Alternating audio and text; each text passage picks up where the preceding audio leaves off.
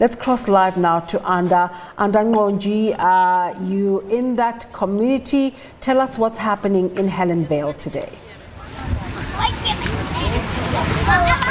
Well, a very good morning to you indeed. We are just outside the Helenvale clinic, back again, where residents of this community are very optimistic that the clinic that has been closed for 2 years now will reopen. They say that they're hoping that they're pulling the final strides as they clean this clinic, something that they have been doing diligently and dedicatedly for the past 2 years.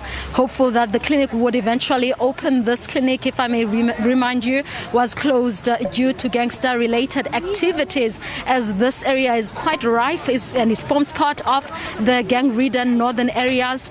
So it was closed following quite a number of incidents that happened rather close to this clinic instead of inside. But unfortunately, they would, affect the clinic, as most people who would be robbed outside the clinic would run inside, that causing a lot of chaos inside here. But now residents say that the closure of this clinic has done more bad than good, as they now have to walk very long distances to get to the nearest clinic, which is in Malaba, which now serves approximately 100,000 people, or a population of 100,000.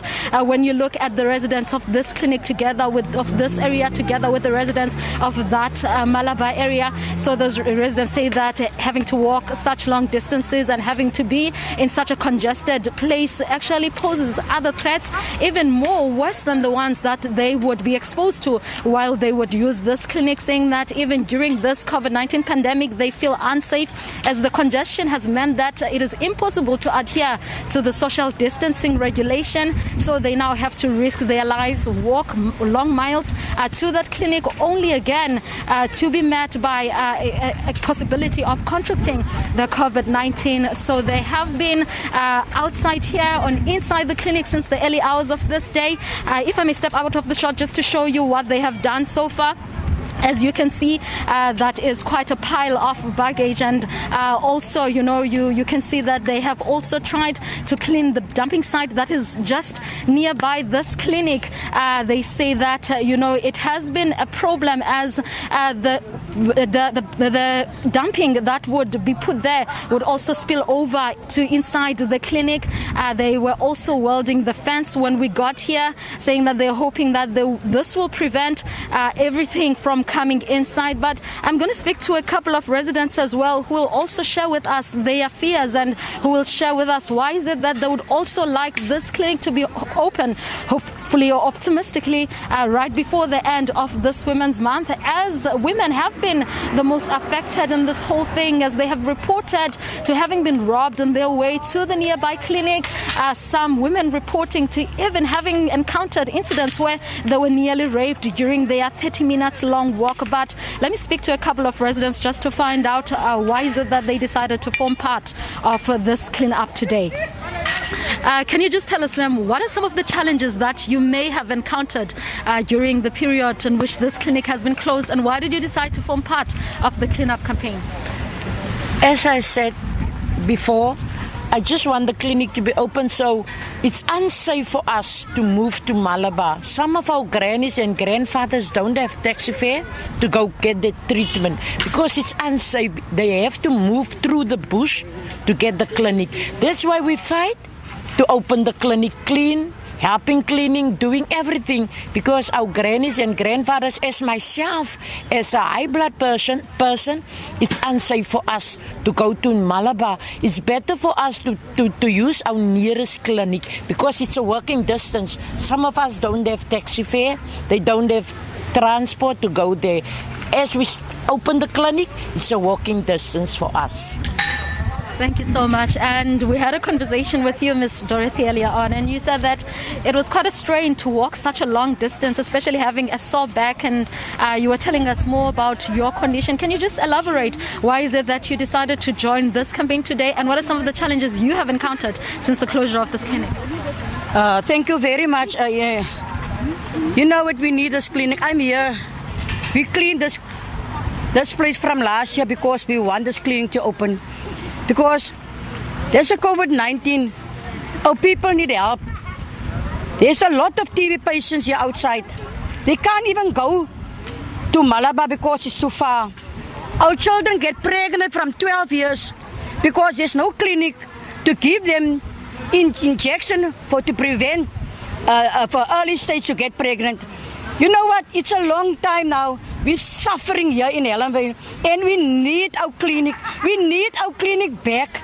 As a government must come and help us to fight, because we fight, but the government must open our clinic. You know what? An old lady was get robbed because she must go from 5 o'clock from her home. She must go to Malabar. She must go through the bushes. Now she get robbed. There was a lady who was 18 years. She get raped because she want to go to the clinic with her child. Now she get raped. What must we do? So now we fight from today.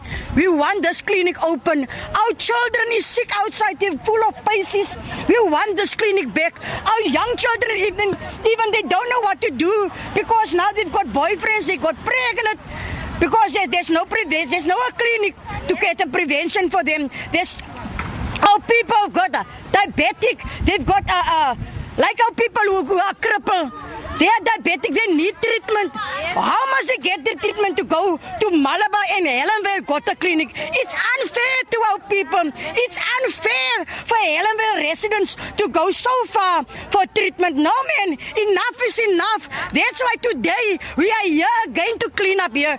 As you can see, we do a lot of job here.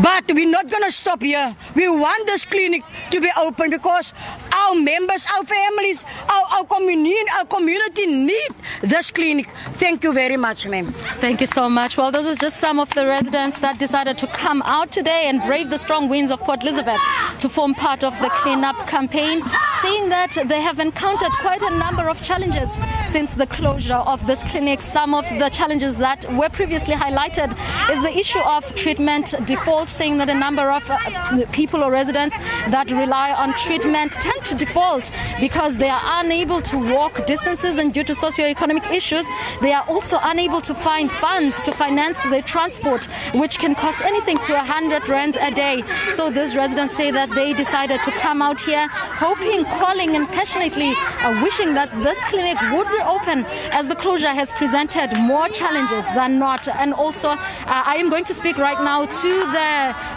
part of the coordinators of the Helenvale Action Committee, who has been talking with us ever since the closure of this clinic, saying that the problems have become more and more challenges have been presented since the closure of the clinic. Can you tell us what are some of the challenges? Obviously, you've been with the community since the beginning. You are part of the residents. What are some, just highlight some of the challenges that these residents have really encountered throughout? As mentioned previously, most probably the most challenging thing was, the distance that our people have to go and walk with regards to the access of the Malabar Clinic. And as I've mentioned earlier on, our people are elderly, they are chronic, they are disabled people, they are pregnant women. So at the end of the day, Helenvale population is predominantly dependent on social grants as an income. So you can just imagine that people don't have $100 every month to pay people with cars to take them there. And the issue of crime is also the most, probable challenge, because there have been incidents of robbing and mugging reported when people, leave their houses in the morning early. You could imagine to go and queue and be helped first at the Malabar Clinic. So those are the kind of things that really been bringing difficulties to the community of Helenvale. And also the Malabar Clinic as a facility is very small, and they don't adhere to the COVID regulations of social distancing, as you can imagine, because sometimes people have to queue in the rain. There's not even a shelter there for them to sit under while they are waiting to be serviced. So it is just impossible to have the Malabar Clinic service both communities of Helenvale and Malabar at the same time and adhere to social distancing and all other regulations regarding the COVID pandemic. So it is most critical for us now even more to have the Helenvale Clinic reopened to service the Helenvale residents, and at the end of the day people are having access to their own healthcare facility, which is within walking distance. Can we talk about one of the most important aspects of this whole thing? In terms of nurses and getting this clinic staff, how are you going to address that issue? Yeah, as a community, as mentioned earlier, we already approached unemployed nurses and also nurses that stay in the Helenvale area, that is maybe working at other clinics but would not mind to have a cross transfer to come and work here, and even unemployed nurses. At this point in time, we have submitted CVs to the district health department, which is being screened as we speak. At the end of the day, the staff component is the most important factor in the reopening of the clinic. So we are hoping that by the end of this month, we don't know how long the screening of the CVs would take and how long the process would take to unfold, but we are hoping that before the end or by the end of this Women's Month at least, we will be able to reopen the clinic, even if it's just for 2 days for certain services, and then monitor the safety situation as we go along so that we can reopen it full-blown at the end of the day from Monday to Friday. So, yeah, we have been in engagements with various stakeholders, the district, the Provincial Department of Health. We had the assistance of the Member of Parliament, Cedric Frolic, to submit a petition to National Health Department, to the committee that deals specifically with health-related issues. So we have really extended, we bent over backwards as the Helenvale Action Committee together with community members, and as you can see, they are very optimistic. We have the ANC Youth League in the region standing in solidarity with us to reopen the clinic. So, yeah, we are quite optimistic that we would have our own clinic reopened by the end of this month, hopefully, so that we can have access to our own healthcare facility. Thank you so much. Well, that was the coordinator of the Helenvale Action Committee, Ms. Desiree David, saying that they are optimistic that this clinic will be the best gift to close with the Women's Month, saying that there has been quite a number of challenges since the closure of this clinic, and they can only hope that this will get attention from someone in the national level and might assist in making sure that things are expedited and that this clinic closes. But just to give you a picture of what is happening, just behind me is quite a number of members from the Women's League, ANC Women's League, who have decided to also stand in solidarity with these community members, saying that they were touched when they heard of the things that get to happen to people in this area because of the closure of this area. Well, they say that they will continue to monitor the situation here. They will continue to stand with the residents, and that they are hopeful that something is going to be done and that this clinic is going to happen. But also just to mention that this was also part of the places that people would rely on when it comes to food and soup kitchens, as there was a garden right at the space before it closed down where people who are using treatment would come here to get their meals from.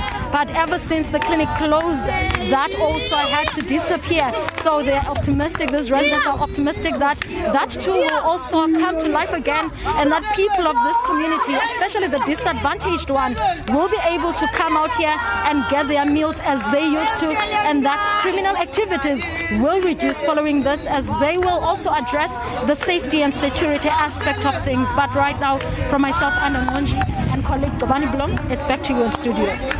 Anda, while we still have you, I was really touched by that passionate plea from one of the community members. How has government responded to these calls? Sorry, can you please repeat your question? I'm struggling because of the wind. Has government given any indication of a response?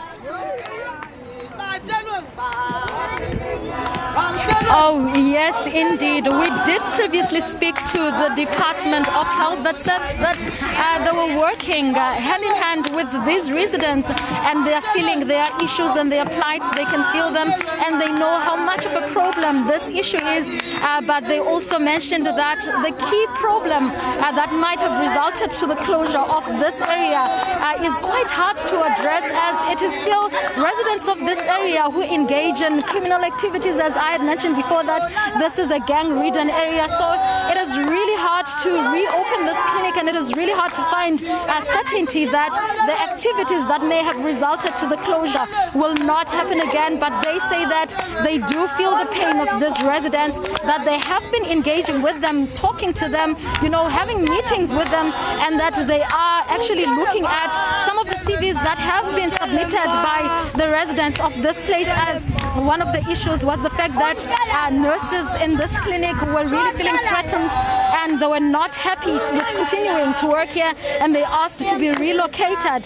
So the transfer has really caused an issue, as there was an issue with staffing, but the residents here have been very proactive, as you can see, in addressing some of the major issues and presenting the government with different alternatives in terms of approaching unemployed qualified nurses of this area and asking them to come and be part of this clinic, as they have at least gotten used to this area. So now we are waiting to see what then happens following the submission of those CVs, and also with the presented solution of the CCTVs and everything to try and upgrade safety features. We are again waiting to see if with those two efforts from the community members, will the government at least then notice that these residents are serious about this problem and maybe give this clinic or reconsider reopening this clinic. Anda, thank you very much for that update. Anda Nqoji there coming to us from that clinic that was closed due to vandalism and gangsterism, and we stand to see what happens with the clinic.